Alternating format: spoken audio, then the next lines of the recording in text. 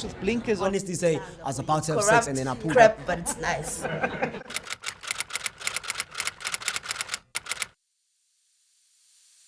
My name is Ndaxola Nkalashe.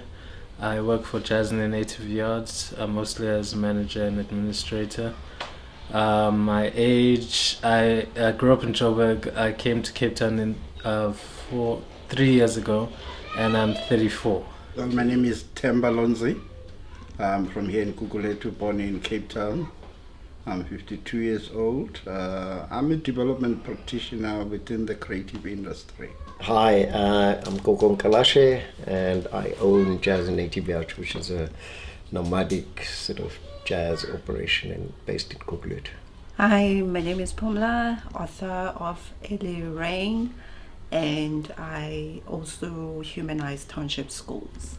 1994, coming now, I think a lot has happened. In early years of 94, there was a lot of hope in South Africa.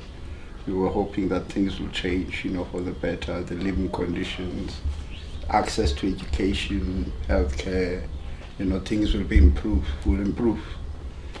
But I think we realized that we were dreaming, we were dreaming that things will change quickly. I feel like we've been sold a dummy because if you look at us as Black people, I don't think we are a people that dependent on somebody doing something for us. We got brainwashed into the whole political structure of something that was not ours. It was brought and sold to us, but it's not our thing. And the people that took over from, like when you talk about change and you talk about all those things, if you look at currently the ANC and whoever will come after the ANC, it's just going to be the faces that are going to change, but the laws, they are still the old order laws that have not changed. So they will still be bound by the same, they will still face the same borders. But for me, I think the biggest hogwash, and we seriously bought into it, is the whole thing of saying, fine, now you have this person that's going to solve your problems, rely on this one party or all these different parties, and they are going to change your lives. I think, and then on top of that, they don't think for yourselves, don't worry about where you're going to stay. We will build a house for you, we will provide jobs for you, and we will give you grants. I think that for me, that's where we got it wrong. There was high hope in 94, at least, that post that we would have some defining of South Africa.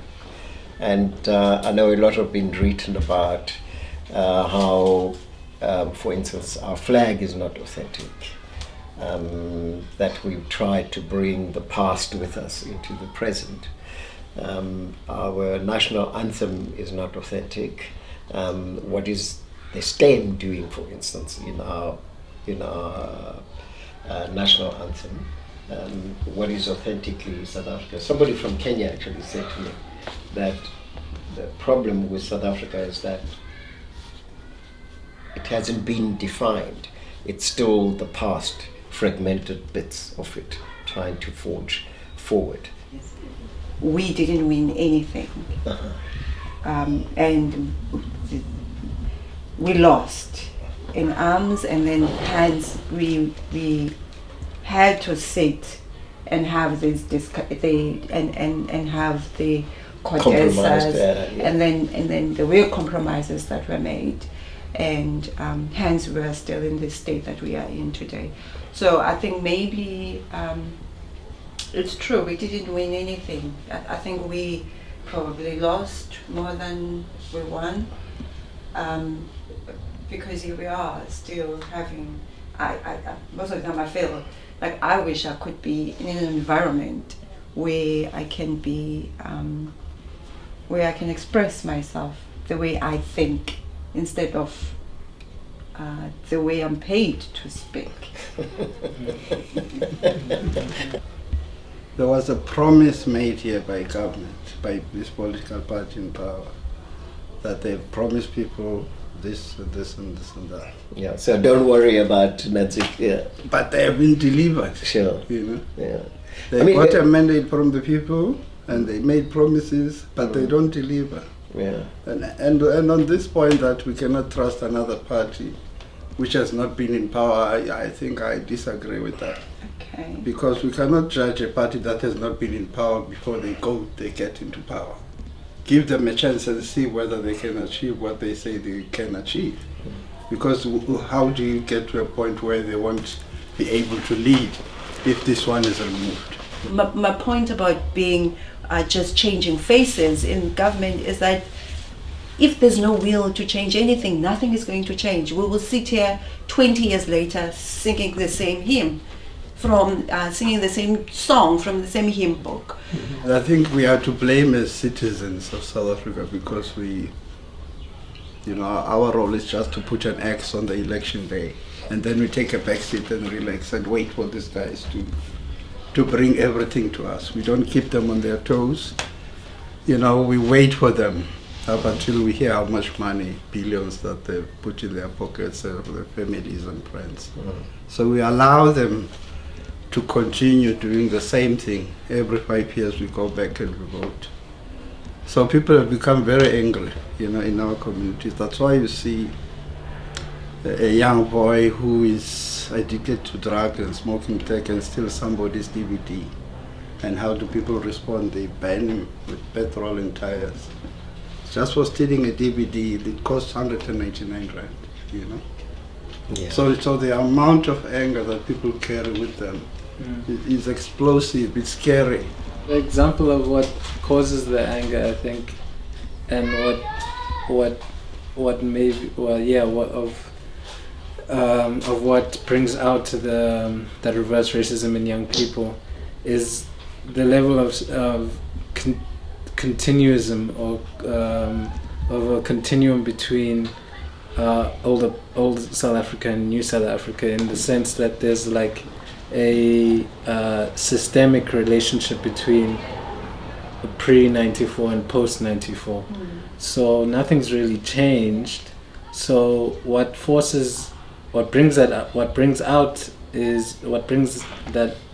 the reaction of that is that it's anger that wants to hold on to practical elements in the country that control power and bring the marginalized closer to the center.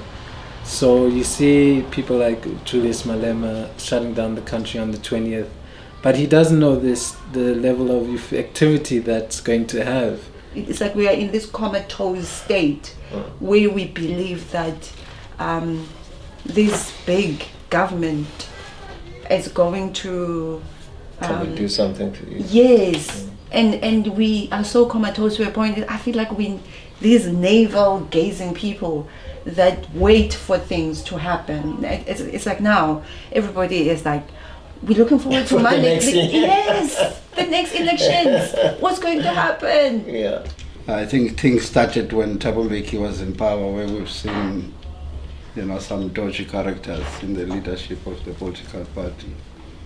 And I think one thing that as South Africans we've kind of pulled apart from each other. During Mandela there was a kind of a sense of coming together as a nation. But soon after the project of nation building, disappeared, we began to be apart as people. So, and we come from a history where we were damaged, emotionally, psychologically, and spiritually, physically, and we haven't had a chance to recover from that. And now we're confronted by new issues of corruption, violence, in our communities. I mean, the people of Gugulethu, if you speak to them about development, it's very hard to see development in Gugulethu? It's first making sure that if I need an electrician, we find an electrician within this community. If I need a plumber, if I need my house to be fixed, first let's make sure that everybody around this community has work. We train people within the because you don't need somebody outside coming in training.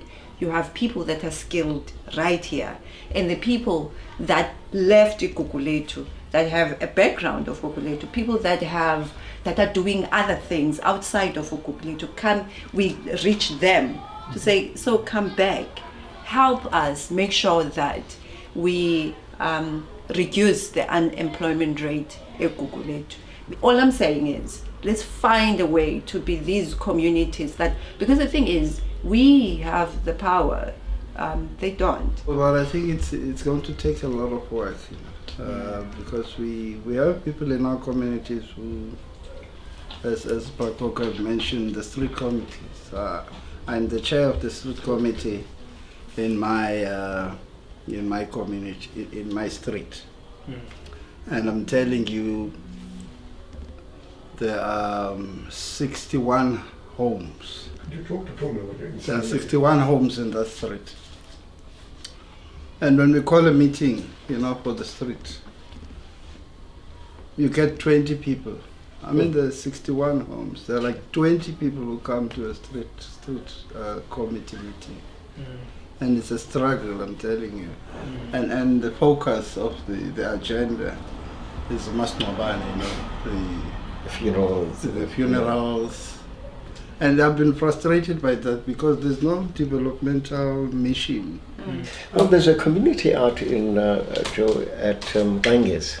Remember Ganges? Ganges is just off the Lansdowne Road bridge, just beyond Fazek. Those ladies put money together and they went onto there's an old concept of development called site and service. They went to government, Western Cape government at the time, and they said, give us a site with infrastructure, just roads and piping, etc. We're going to build our own houses. And they did. Just beyond how government hadn't learned from that experience to say, how much did that cost that community to build as compared to this RDP houses. And in the heart of all of this is corruption, because somebody wants to have control of the levers of development. Take 10% here, 5% there, make sure my group gets it, that 10 and etc. Whereas those leaders like, here's your piece of land, here's my piece of land, how many bricks do you need, etc. We're going to wait until the end of the month that we put all our money together to buy your bricks. And that community is built out of that. It's called Mkanges, just beyond Gugulethu. There are various people who are doing, different things that are positive, that are kind of solutions to some of the problems. And I think it's up to us to really push, to push and make sure that we do something. Otherwise, the thugs are taking over the role models. We have every right to be angry, but I still think we must be angry with ourselves as well, because at the end of the day, the people we put on top, they don't take our brains with them. We still have our brains. We can still, we hustlers. We hustlers. So we need to hustle our way out of this independence to this sort of government. We need to find a way of communicating with everyone, saying, we tried it, it doesn't work. Let's find our own solutions. My dream is to see more youth being in control in government. My dream is to see young people having access to education and not being denied education because of money. My dream is for people to have agency in their future. My dream is to see these communities that do things for themselves.